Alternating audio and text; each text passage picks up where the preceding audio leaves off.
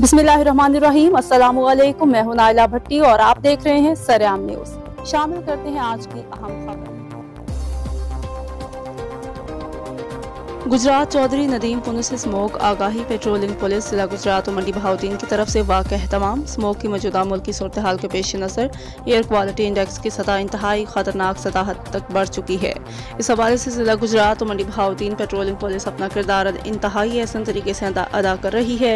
इस सिलसिले में IG Punjab doctor Usman Anwar, additional IG PHP Punjab Rao Abdul Karim, DIG HOP doctor Waheed Azhar की खसूसी हिदायत पर MS PHP अब्दुर्रऊफ की ज़ेर निगरानी DSP मोहम्मद इलियास बेग, गुजरात और मंडी बहाउद्दीन PHP की ज़ेर क़यादत पेट्रोलिंग पुलिस के बैट एरियाज़ में आवाम में आगाही वाक़ एहतमाम किया गया, जिसमें कम्यूनिटी मेंबरान, चीफ एग्जीक्यूटिव समीर, इलेक्ट्रॉनिक्स में रिजवान अली चौधरी, इशफाक मोहम्मद एहसान, डॉक्टर मोहम्मद इसहाक और कसीर तादाद में लोगों और पेट्रोलिंग पुलिस के स्टाफ ने भरपूर हिस्सा लिया।